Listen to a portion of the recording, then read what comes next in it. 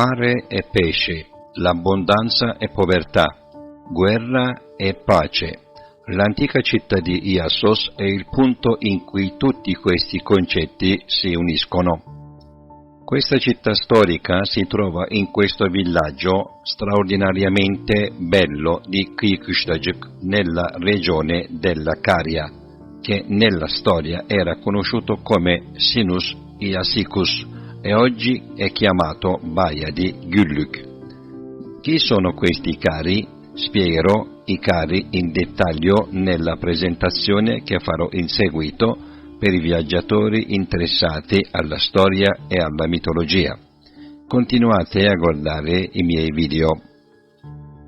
Nei tempi antichi il trasporto via terra tra Iassos, Mylassa, Didima e Miletos non era possibile.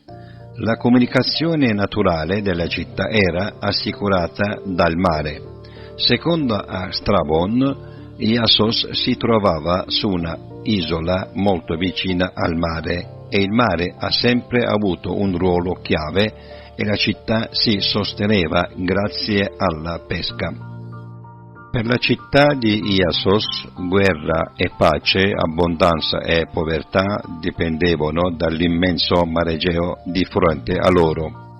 Ci sono ancora alcune famiglie locali che pescano oggi.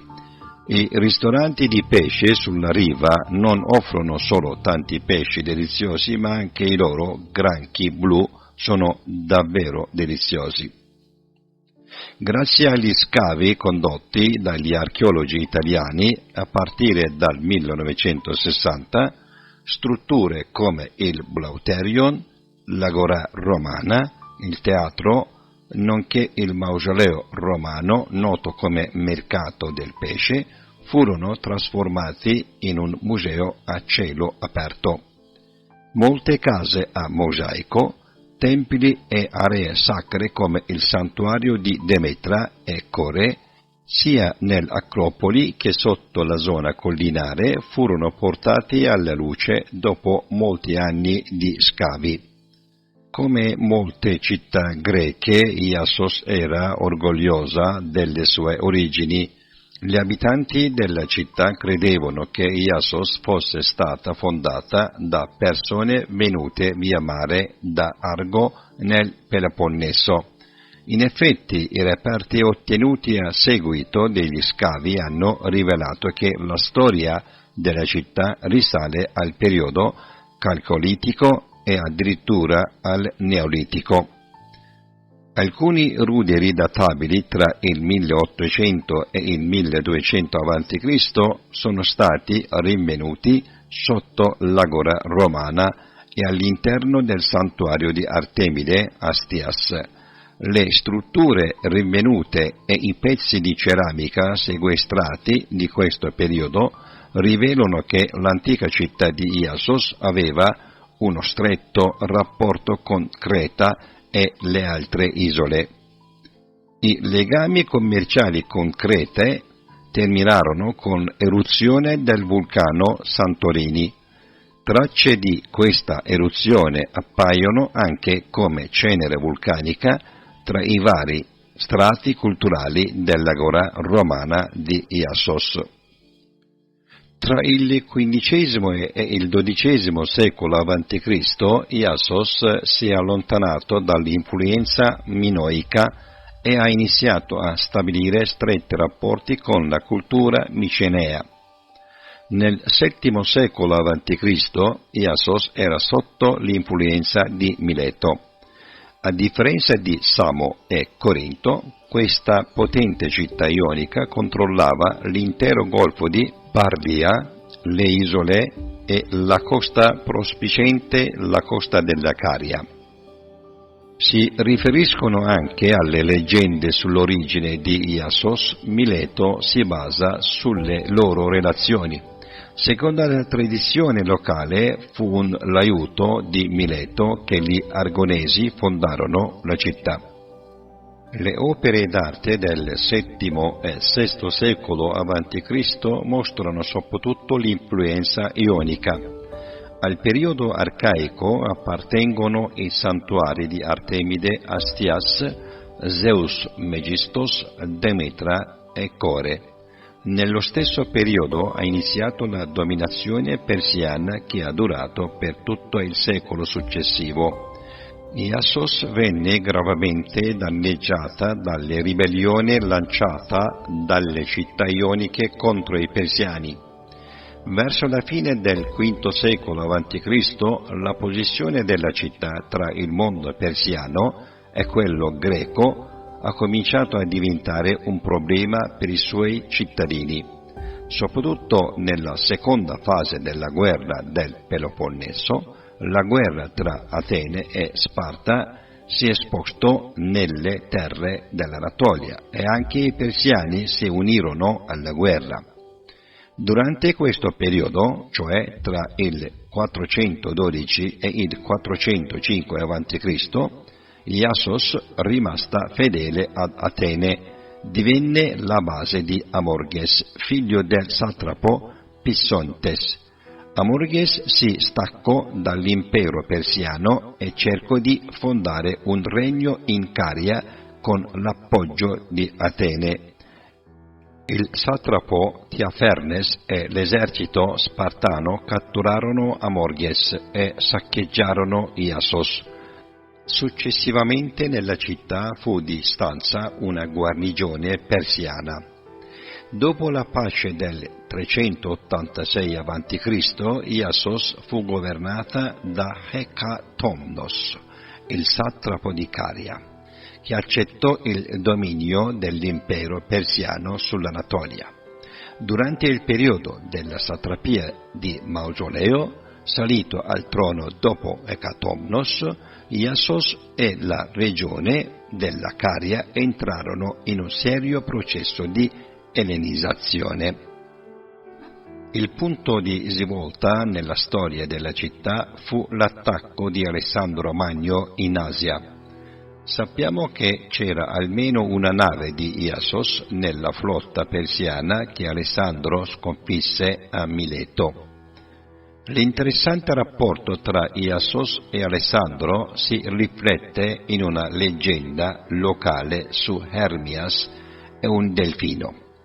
Tra il giovane di Iassos e il delfino nasce un'amicizia e il delfino si sacrifica per questo amico umano. Un giorno Hermias e i suoi amici vanno a nuotare in mare per un po', poi Hermias scompare e la triste notizia si diffonde a Iassos.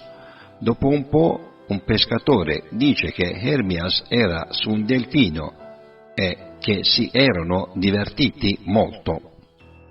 Mentre i pescatori li cercavano in mare, trovarono il delfino ed Hermias sulla riva. Il delfino si rese conto che Hermias non poteva sopravvivere in mare e riuscì a portarla a riva prima di morire, ma perse la sua vita. Questa storia è raffigurata con un bambino su un delfino su alcune monete rinvenute negli scavi della città. Alessandro portò con sé questo giovane per renderlo sacerdote di Poseidone e portò con sé anche Coerilos di Iassos come poeta di corte. Alla città che stabilì buoni rapporti con Alessandro grazie a Giorgia di Iassos furono concessi anche alcuni privilegi, ma gli anni successivi alla morte di Alessandro non furono buoni per la città di Iassos. Dal 325 a.C. al 314 a.C. la città di Iassos fu governata dal generale macedone Assandros. Nel 310 fu liberata da Tolomeo. Verso la fine del III secolo a.C. divenne il bersaglio della politica aggressiva di Olimpico, sovrano di Alinda. Di conseguenza hanno chiesto aiuto ai loro vecchi parenti, i Rodi. Iassos, che passò sotto il controllo del re macedone Filippo V nel 201 a.C., fu successivamente bloccato tra potenze come Roma e il re siriano Antioco III e non riuscì a raggiungere la sua indipendenza. Poiché il regno di Pergamo accettava il dominio romano, dovette accettare anche Iassos il dominio romano come tutte altre città della Caria. Nel frattempo si presentò il pericolo del re del Ponto Mitridate VI. Quando Iassos, che sosteneva Mitridate contro Roma, fu catturato dall'imperatore romano Sulla, gli fu permesso di essere saccheggiato dai pirati come punizione. Durante il regno di Traiano si cominciarono a costruire in città grandi edifici pubblici e questa costruzione e arricchimento ha continuato durante il regno di Adriano e Antonino Pio. La città di Iassos, che raggiunse un altissimo livello di prosperità, ha continuato ad esportare il marmo rosso dalle vicine cave di marmo verso l'Africa, l'Italia e Costantinopoli anche durante il periodo romano di Oriente. Nel V e VI secolo d.C. Iassos divenne un centro vescovile. In questi incontri vengono menzionati i nomi di 5 vescovi di Iassos che hanno partecipato alle riunioni dei consoli tenutisi a Efeso, Calcedonia, Nicea e Costantinopoli. Quando i turchi selciuchidi entrarono in Anatolia nel 1071, tutti gli equilibri cambiarono e la città perse progressivamente la sua importanza e ricchezza. Ha continuato la sua vita come piccola città costiera durante il periodo ottomano, ma oggi è lontana dal suo antico aspetto e adorna la costa dell'Egeo come una città antica in attesa di viaggiatori amanti della storia e della mitologia e dell'archeologia. La città di Kıyıkışlacık, fondata a poche centinaia di metri dalla città antica di Iassos, continua ad essere al centro dell'attenzione di tutti i turisti con tutta la sua semplicità e bellezza, soprattutto con il suo granchio blu e varie specie di pesci. Spero che un giorno potremo fare una bella cena tutti insieme. Aspetto qua in Turchia e vi voglio tanto bene.